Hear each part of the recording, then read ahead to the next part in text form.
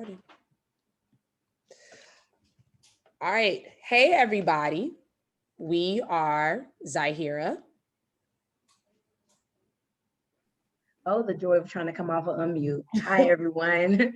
My name is Maisha Bryan. I'm also a co-founder of the Men Are Learning Collaborative with Zahira. And my pronouns are she, hers. And thank you for the amazing push. My preferred pronouns are she, her. And we are, of course, your favorite teachers from the Men Are Learning Collaborative. And we have a very special guest with us today, Miss Alexandria Martin. Please introduce yourself. Hi, everyone. I'm Alexandra Martin. I'm a teacher. I'm also a building steward as well at Miami Carroll City Senior High School. And I am also the vice president of high schools for United Teachers of Today. And my pronouns are she and her as well. Thank you. So let's get us started. Maisha, can you get us rocking and rolling with the norms? Now, you know, we are educators, so we always have to ground ourselves in some norms and expectations. And for everybody listening, it's really important for us to ground ourselves in our norms. One of our norms being to honor preferred pronouns, as you heard. And please check out one of our former recordings on the very importance of honoring pronouns in our classrooms. So our first norm is to accept incompletion. We know that we're not going to get through everything today. We know we're not going to hit on everything. There's going to be so many more stories that we want to share, so much we want to talk about. We're going to accept incompletion and really push ourselves to think about next steps before we close. We're going to speak from experience and our personal experience and accept that that's not a global experience, but just our own. We're going to assume best intentions, especially with perspectives that are different from our own. And we know that there's no change without challenge. So if we have to push back on each other, it's all in love, because we cannot change and we cannot grow without being pushed a little bit. And I'm kicking it back to Zahira. All right, so we're introducing our topic for today. So our topic of the radical reflection is, what should administrators expect of teachers during this pandemic? How can we give our teachers grace during this time? So according to the COVID-19 school response dashboard, school staff members have seen an increase in positivity rates for COVID after the reopening of schools. Now, with everything that's going on in our country, with these unprecedented times of a global pandemic, our first question is, what is an LOU and why is it important for teachers to know about it? Now, for my people who may not be familiar with an LOU, LOU stands for Letter of Understanding. And it was a letter of understanding between Miami-Dade County Public Schools and the United Teachers of Dade. So, Ms. Martin, what is an LOU and why is it important?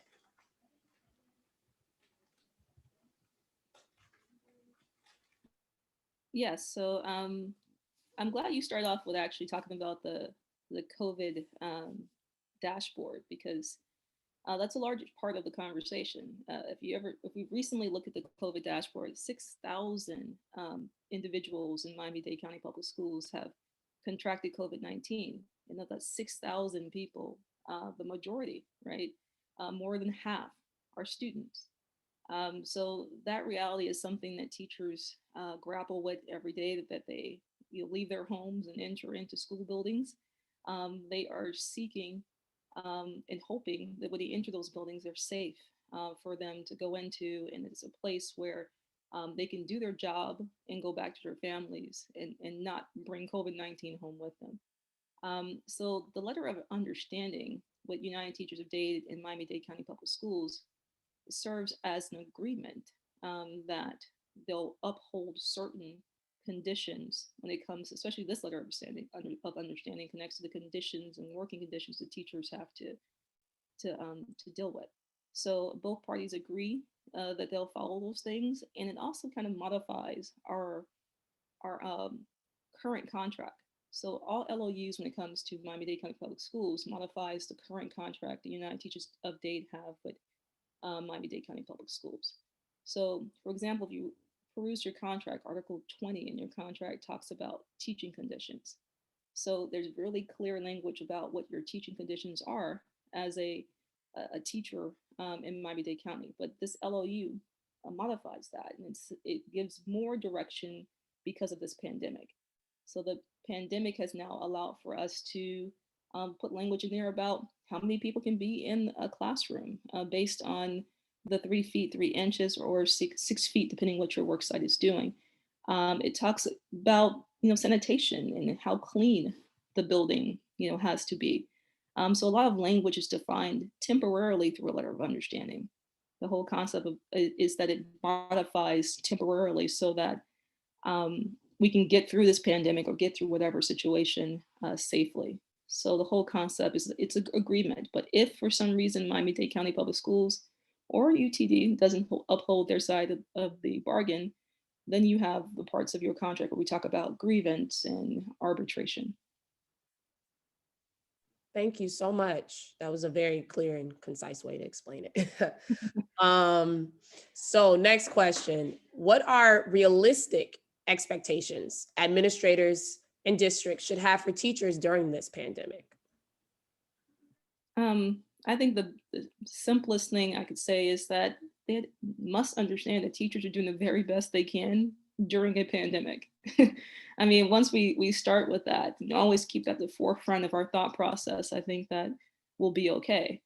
Worksite supervisors definitely and district personnel definitely need to make sure that they understand it's a learning curve for all parties involved. Teachers are learning just as much as students are during this pandemic. So although teachers have used technology throughout their entire professional careers, not at this extent and not at the capacity that we're being required to do it at this point. The majority of teachers and majority of students have not used as many digital platforms, and all work is digital at this point. So understanding to give grace in regards to technology is something that's super important. I think that if worksite supervisors could do that, it would definitely lessen the load of the teachers. I think sincerity of intent is something I think is really important. If administrators could be sincere with their intentions with teachers and really try to put themselves in the position and place of a teacher who's in the classroom in the trenches of this work during a pandemic, I think if they came from that perspective, teachers would be more comfortable with their working conditions. And I definitely think most importantly, they should expect that teachers will never forget how their supervisors and their principals made them feel during this pandemic. So we have to eventually we'll get past this. And if we want great working relationships and we want teachers to feel like they're a part of the schoolhouse or a part of the school district and truly feel like they're valued, then they need to really make sure that teachers feel like they're valued. And I actually have a push for that because I thank you for that amazing response because that has been top of mind for me as well. Like how, when we look back on this, like how will our students have felt during this time? Like, this is one of those few times where we can kind of radically reimagine our classrooms and our spaces. And I think I said this to my school actually at the very beginning of COVID. It was like when we felt that ramp up, we didn't know if testing was going to be canceled. And like we were feeling a lot of pressure and like we just like everybody stopped. Like it's one of those spaces where we can really we're going virtual for the first time ever. What have we always wanted to teach? What do our babies need right now? What kind of social emotional learning? Like what can we teach them about ourselves? Like this might be the opportunity. And then like months later, I'm just thinking like that was such a missed opportunity, on so many people's ends, educators in the building, because like your instinct is to go back to business as usual. And so when I think of that LOU and how it contains so much about safety, and I personally have not seen the LOU because I work in charter, so it's a little different now. But I'm wondering, like, yes, I know that safety and compliance are in it, but like how much space is given in our contract for that grace, for that, like, for like putting structure around like working hours and structure around like capacity for teachers. And I'm not actually sure that maybe it exists, in it, or maybe that's something that has to be rethought or negotiated. But like I know we put safety first and that should be paramount, but also to me, I feel like agreements and contracts are ethical documents. So if it's not there, if it doesn't say that we're giving grace in this way, if it doesn't say like these hours are set, if it doesn't say that like these are the ways we're going to support our teachers, it kind of gives a district or a principal under pressure the reins to carry it how they want, and so I really appreciate that. And I'll keep it to the next question about testing because we're talking about that. So we know that statistically, we know that standardized tests are not helpful or effective tools for measuring our baby's intelligence. They're not numbers, and they are inherently biased in nature. That's how they were created. And yet we're about to enter into an unprecedented testing season that is going to measure our baby's learning during this crazy time. How have you seen standardized testing impact the teachers, either in your experience or at your school during this pandemic? And where do you think we should go from here? That's a strong question. I strongly believe as a teacher, and can only speak from that respect because that's the purest, form of what I do is I teach. And I could say that's the main reason teachers are back in the physical building is because of testing. I think that there would have been a lot more grace if we didn't have standardized testing and we didn't have all of the monetary connections that come with testing. I think that there would be probably a lot more grace for everyone if that wasn't in effect. I feel like standardized testing has added an additional layer of stress in all of our lives.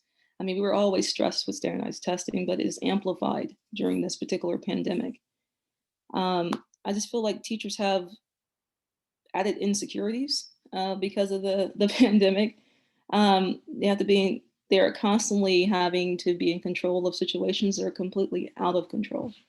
You can't control whether students show up to your class or not. You can't determine if technology works. You cannot determine if a student is in good health on test day, or if someone they love has passed away due to COVID-19, and that impacts their testing environment and their attitude towards testing.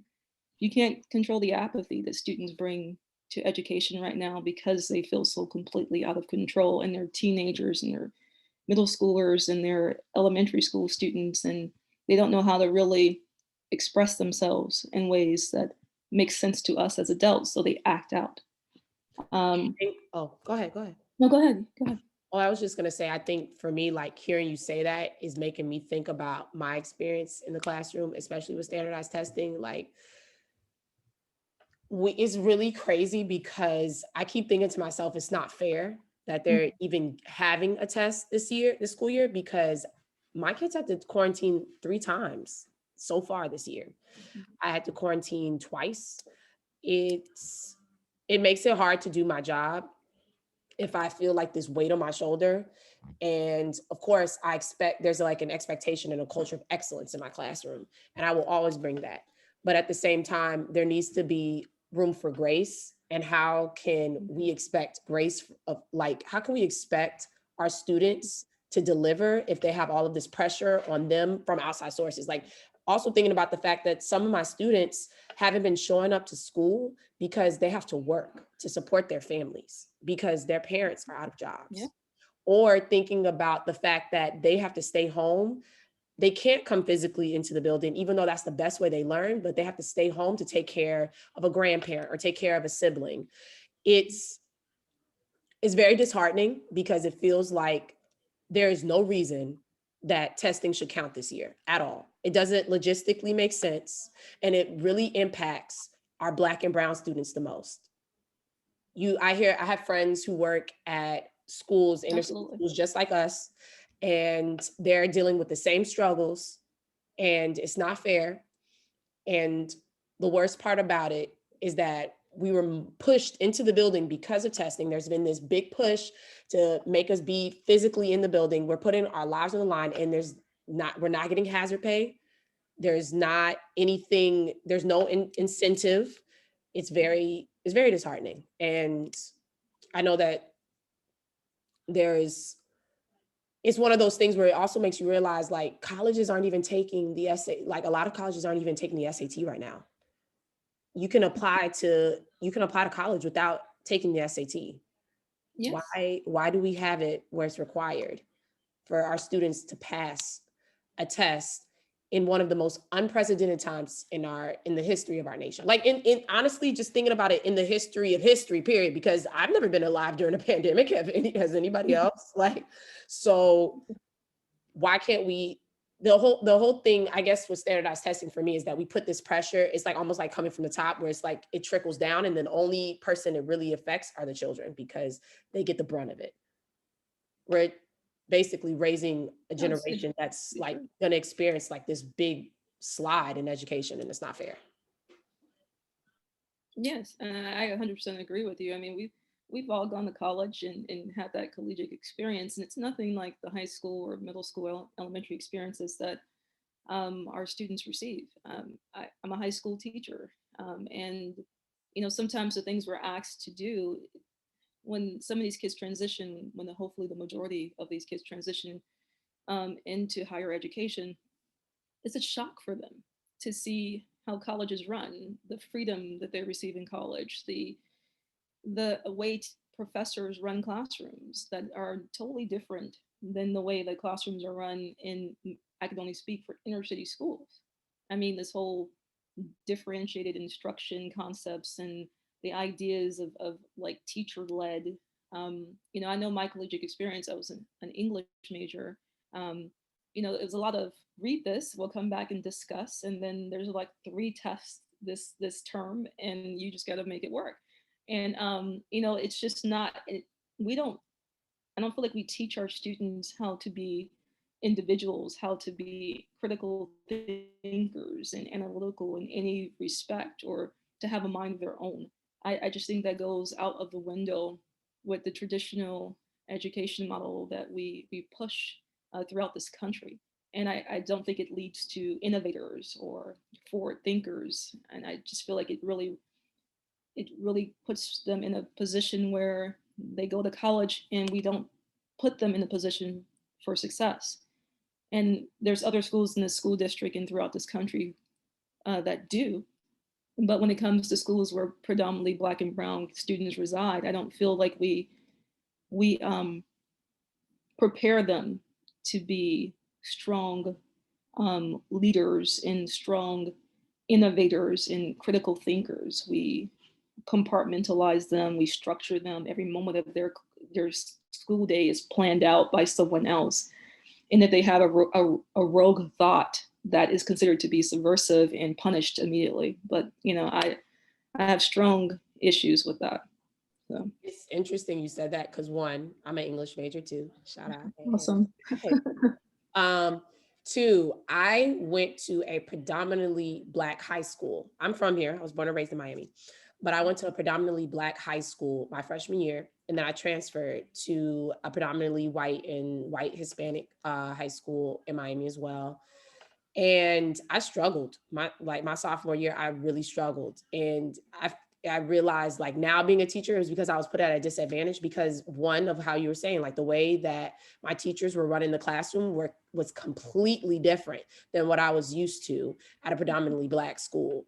A lot of the things that my peers knew, I didn't know it yet. There was definitely a learning curve. And it's interesting because when I went to this school, there was like a stronghold of Black children that started off, and it was a magnet school. So if you don't have the grades, you're exited out the program, and it started to slowly dwindle.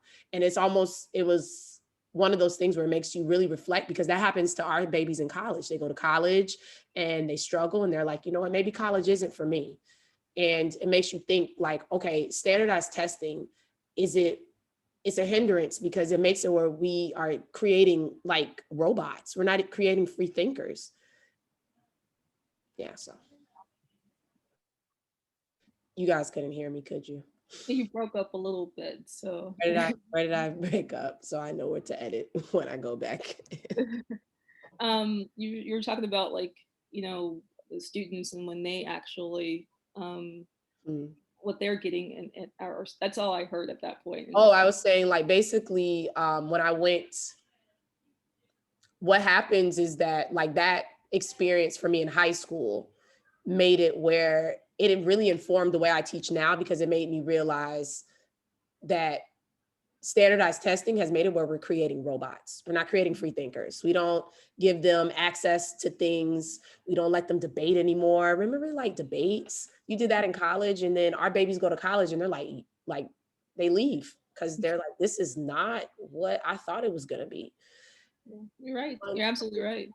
And I went to a predominantly Black high school in Miami-Dade County as well. And and I went to a PWI, predominantly white college, university. And, it was a shock for me in a sense, that it's hard being the only Black face in the room. And then when anytime the conversation shifts to anything that it's like Black issues or Black topics, everyone in the room looks to you to be the representative of the culture. But no, I definitely think that it's a lot of different things for our students when they transition to collegiate level. And standardized testing, to bring it back, doesn't really prepare them for that. You could be a strong standardized tester and not have the prerequisite skills to be successful in college, or even if you choose not to go to college, to be a successful employee, and to be in the workforce or anything of that nature. And I just think that we fixate too much on standardized testing as if it's the end all be all. And I try to run my classroom as a teacher differently. And I try to be as innovative as possible, even at my own detriment as a professional, because, it's a lot of pushback when it doesn't meet anyone's, FSA standards, or it doesn't, you can't fit into the perfect box they want it to fit in, and they don't understand how it's going to get them to answer that question on test day. It's funny that you said Alexandria, because one of Zahir and I's favorite quotes by Lucille Clifton is that you can't create what you can't imagine. And like, literally, I don't think the system as is can imagine running any other way. And so we just default it. We constantly default. Like, once again, I'm like on the soapbox about like this can be the moment, right? But there's so many educators like you, Alexandria, like you, Zahir, like myself, who constantly creatively maladjust in our classrooms all the time, and like push back and see what we can do here, and like go off as far as we can and try to subvert as much as possible and get our kids disruptive. Talking to my kids the other day about like, so we can walk out right now. And I'm like, yeah, like just like trying to teach them their rights, and like trying to help them grow into like young citizens who can actually go in the direction of their dreams and don't feel limited because they can't pass the test, or because they're this person. Am I okay? Can y'all hear me? Yes, I can hear you. Okay, thank you so much. So I think that is really why educators really feel that pressure, because we will show up for our babies, and we will put ourselves on that line. And at the beginning of the pandemic, it seemed like everybody understood that like, wow, educators are doing a lot for our babies, and like they deserve that. But when it was time to put a dollar amount to it or change a structure for it, then it felt like, yeah, we're willing to do it, but like, is everybody else willing? Because we can't carry it, on our own. Like, we need a systemic shift. Yes. And so I just really appreciate y'all, and like being in your space and knowing that you're doing the work. And I'm going to push to the next question, because it's tied to this, which is like, there are a lot of disgruntled educators around our country. They're walking out of classrooms. If you're looking at teacher unions, like in Chicago, there's this issue there's so much support behind these teachers who are standing up for themselves. But then when you look at cities like Miami-Dade, there's a sentiment that Miami-Dade County Public Schools, our union UTD, has not done enough to protect our teachers. How do you feel about that statement? And what would you like to add to that conversation? Yeah, definitely. I hear you. I definitely would preface what I hear that resounding statement from people who feel like UTD could have done more. I think all voices should definitely be heard, but I definitely want to be clear that we can't really make that comparison. It's not really an apples to apples comparison. It's really not. United Teachers of Dade and Chicago's Teachers Union are not in the same sphere when it comes to the conversation that is being had. There's so many factors that play into why UTD can't do what CTU did, right? So just a little bit of those factors is that Florida teachers are not allowed to go on strike because we have the right to collective bargaining. And what that means is that UTD can bargain for its 30,000 bargaining unit members. We can collectively bargain for them. But in Florida, you do not need to belong to a teachers union in order to be a teacher. You can be a teacher without being a part of a teachers union. And what that means is that you can very well get all the perks of collective bargaining that UTD does without any other financial buy-in or the membership, which is a lot different from what CTU has in Chicago. And striking is against Florida Constitution, right? So you cannot strike in the state of Florida. And not only can you not strike in the state of Florida, but if you do, you will lose your job and lose your pension for doing so. So those are heavy incentives for why people do not strike, why that you say, well, why aren't we in the streets when we're being forced into schools at the top of a pandemic crisis in our state? Why aren't we outraged? Well, we are, but striking would be fiscally, it would not work for the people that we serve. If they, when it comes to Chicago Teachers Union, it does have the right to strike, right? So they have that at their disposal if all parts, and it's important to note that because some people think Chicago can just strike, but it has to meet all of the Illinois Educational Labor Relations Act requirements in order to strike. So that means they have to go through like a checklist of things before they can actually choose to go out there and cross and go into a striking mode. If teachers in Chicago choose not to join the union, then they have to pay their fair share, which means is that they still have to pay a portion to the union, and therefore they are a part of that of CTU's membership, union membership, and numbers are power when it comes to unions. So UTD right now is sitting at 51% membership, where CTU doesn't have that problem because every teacher is financially invested in that union. And if a teacher chooses to not strike when CTU strikes, they can be, fined for that. They could be removed from the union, which has been historically in 2016, someone was removed from the union for crossing the picket line, which means going to work while striking was taking place. And they also had to pay their dues for the rest of that year. And all of the social stigma that comes to not being a part of the union in a state like Chicago, it doesn't resonate as much as it does in Chicago here in the state of Florida. So I think it's easy to make that direct comparison between Chicago's teachers union and United Teachers of Dade, but there really isn't any comparison, really a comparison there. So to say, but just to be fair to you guys, let's say I narrow your question and narrow it and say that what do I think that UTD could have done more? Let's scratch Chicago out of it altogether. I'm still not in a position to say that because I wasn't in the room when the letter of understanding was formulated, when those conversations were being had. Therefore, I have no place to really say whether or not UTD could have gotten more, if there's more that could have been put out there for teachers' protection.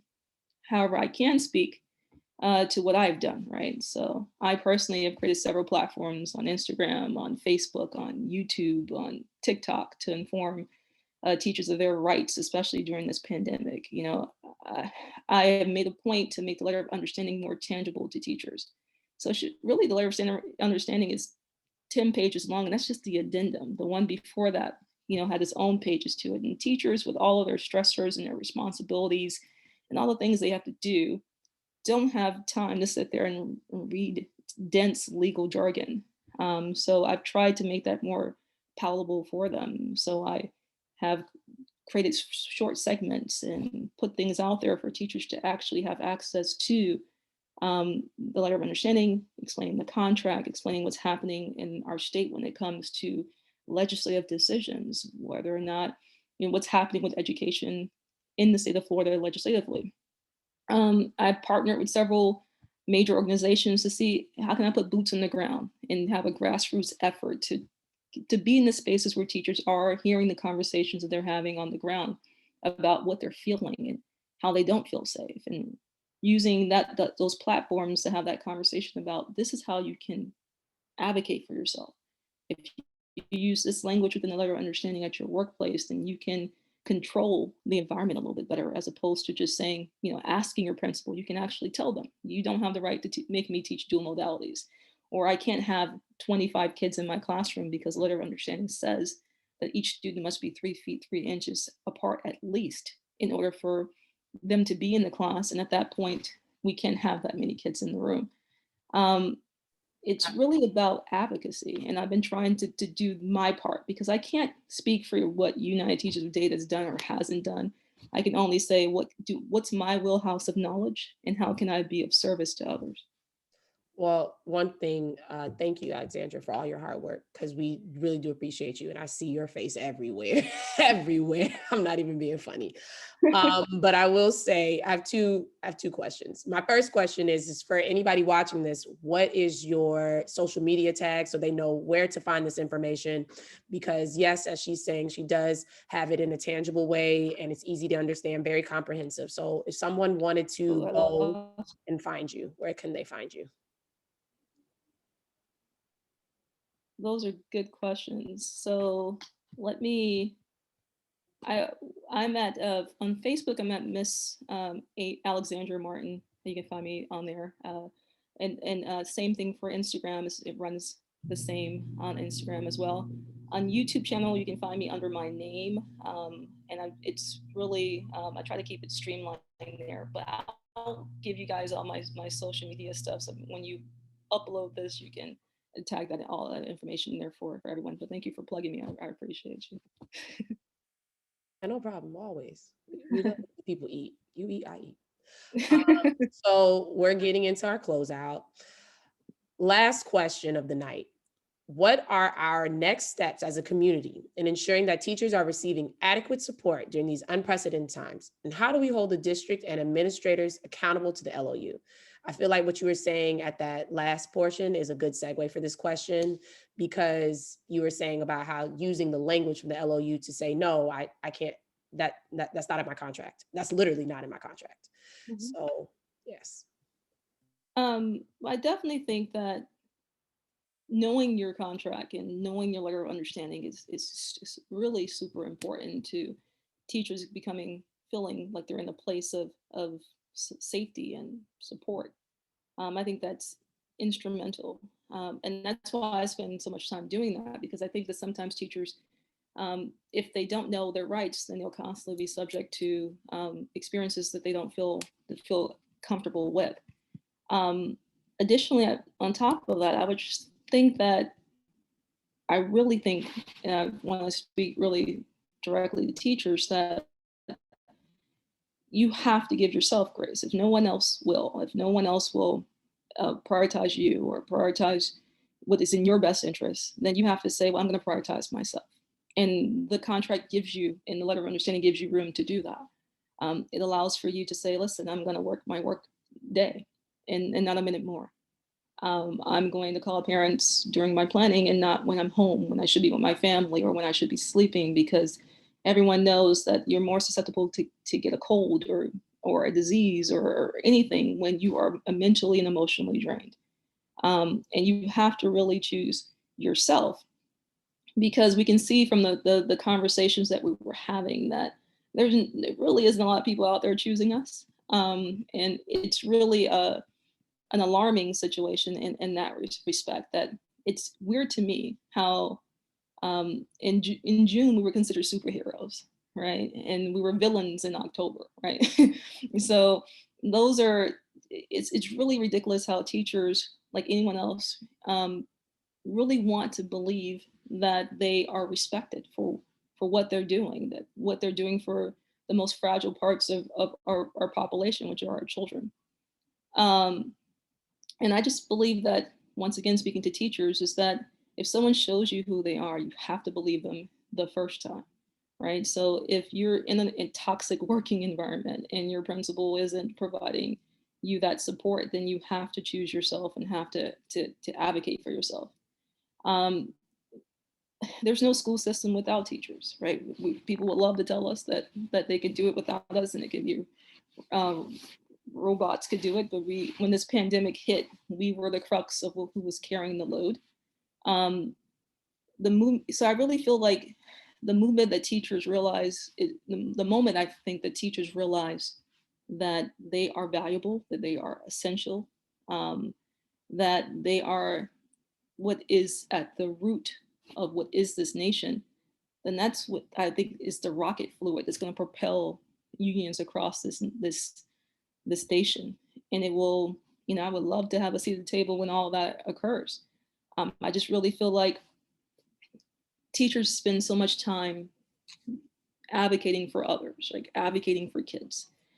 And I really think this pandemic has taught me that I have to advocate for myself, right? And that's not an easy place for teachers, because when you're constantly giving and you're constantly like, how can I help you?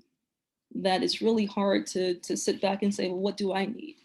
Am I okay in this? Because I feel like if we don't put in the work now for self-care and self-help and choosing yourself, when we come down from this heightened stress situation, you're going to have a lot of broken individuals, a lot of people who don't know why they're sad, or they don't know why they feel like they don't want um, to be in this profession anymore, that they don't want to do this anymore, that they don't have the passion for teaching that they once had, because they just gave it all and there's nothing else to give. Um, and I just think that, testing, and going back to testing, if if the nation, I found out yesterday that that the education department decided that we're going to move ahead with testing, right, as a nation. And I just think that, as teachers, as we go through this testing cycle, that we have to remind ourselves that that this too shall pass. This too shall pass, and that students need us to be there for their social emotional needs. They need someone to care about them, because the district really isn't making them feel that way. And I just don't see how we can say that students we're giving our students the world, as our district says, and we're not really thinking about the world that they're living in, that some of these students, have had food insecurity before this pandemic, and it's just been heightened because of it. That some of these students lack touch and love at home, and they don't have people who care about them and who are there for them, and that their teachers have always been consistently that safe place. And whether we should or shouldn't, we always give out those hugs and encouragements for them and say, you're going to be great. If no one else told you today that you're great, then I'm telling you that you're great. And it's hard for these kids to see their teachers in mask, and like when a kid comes near them, you're like, go 10 steps back. And that's a lot for our students to digest. That's a lot for our students, especially the kids that I teach, like inner city kids who are starved for attention and want to know that they're teenagers, but want to know that I care and love them and I'm there for them. To see me so putting up literally a physical barrier between them and I, and I just think that this is a lot, but we have to take care of ourselves and do as much as we can to protect our mental health, because if we don't, we may not have the workforce that we thought we had. We might have people who decide they don't want to do this anymore, that they'd rather do something else than be teachers. And that will be a sad day for this country, because teachers are, I think, one of the most valuable resources that this country has. Especially because we're experiencing a teacher shortage. We're currently, Yes, like nationwide and in Miami, we're experiencing a teacher shortage. I know I said that was the last question, but you talking about that made me want. Oh no, you have to cut it off. Okay, I mean that's up to you. Like we want to be mindful of your time. No, I'm good. No, just 1 minute. So I'm good. Like you were like, I was like, take your time, preacher. You were hitting it. You were doing what needed to be done. No, I'm here. We can do this as long as you guys want. I'm good. Okay, so I know we said that was the last question, but hands up, don't shoot. This is the last question. So Governor DeSantis has currently said that he's not prioritizing teachers for the vaccine. And you were talking about how there is a large amount of teacher burnout and things like that. How do you think the fact that there's not going to be a vaccine available, that it's possible that we won't have a vaccine by the time school starts up in the fall, how do you think that's going to affect teacher retention? I think the absence of prioritizing teachers for the vaccine has already impacted teacher retention. I think we can all think about stories of teachers who have left this profession already. and have no intention of returning. And that's largely because of the fact that people in high positions have shown teachers that they don't really value them, that you have the materials that you could protect teachers, and yet you choose not to do so. I do think that if we return in fall, we may not have the workforce that we started with the year prior. And it might be astronomical if we continuously do what we're doing and constantly exhausting our workforce and, making them feel as if they're not valued. I just think that it's just really how much can a teacher prostrate themselves? And teachers are consistently trying to, okay, I'm gonna do it for the kids, and I'm going to just, deal with it because it's the students need me. But how long and how much can you prostrate yourself? Um, it's ridiculous that I just feel like teachers are not really, they don't feel safe. When I'm just going to be straight and honest, they don't feel safe when they walk into the school buildings. And I don't feel like the vaccine, even if we do get the rollout, I'm not sure that it'll reach all teachers by the time we return to schools. And what does that look like in the fall? Our LLU ends at the end of this school year. And what are we going to return to? Are we going to return to fully packed classrooms without any social distancing and the expectation to go back to normal? If that is the reality, I think that there will be teachers who leave this profession because they're choosing themselves, and I can't blame them for that. But Governor DeSantis has not been a fan, of teachers. He's talked about, how he cares about teachers, and that last year was the year the teachers were giving money to teachers for their base salaries. But the actions and when it matters the most, when people are going through a crisis, and you could prioritize them, and you could say that teachers are essential, and you elect not to do so. That's more telling. And since he is in a position to affect our jobs and to affect whether or not we move from one phase to another. Right now we're in phase 2, stage 2, and he could very well tomorrow wake up and say we're in phase 3 or stage 3. And what that means is that teachers who have ADA, their American Disabilities Act, accommodations would be forced back to the physical building because they are only protected until we get to phase 3. So if he makes that decision from his level, and the school district decides to echo that and move as well, then we are in a situation where we have a bunch of teachers who are not vaccinated because they're not 65 and forced back into the building. And then what will that look like? And how will that impact the teacher decisions, And we have a lot of teachers who are young and vibrant like us and can say, you know what? I can do it. I can make a career change. I could do something different for my own safety. And that's unfortunate because I think students need, teachers like you guys who go in there and encourage and motivate and inspire. And they don't need teachers who feel fearful for their lives and are exhausted because they've been overworked and underpaid throughout this pandemic and before this pandemic. So yeah, Governor DeSantis needs to rethink a few things, I think.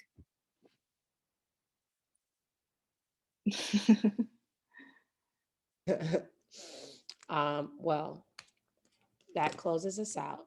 And thank you so much. Well, thank You you. brought such a wealth of knowledge, and we're very appreciative of you joining us. And I don't think you have any more questions for her, Maya. I think I'm done. I have no questions. I'm just gonna sit with all those things and then figure out our next steps, how we're gonna connect with you again. Yes. So that we can get this information back out to teachers, and share all the information on your amazing page. On behalf of the MENA Learning Collaborative, we're so appreciative. Want to honor your time and give you back the rest of your night because you're a hardworking teacher. And we will talk to you soon. Thank you so much Thank for having you. us. And yeah. Bye.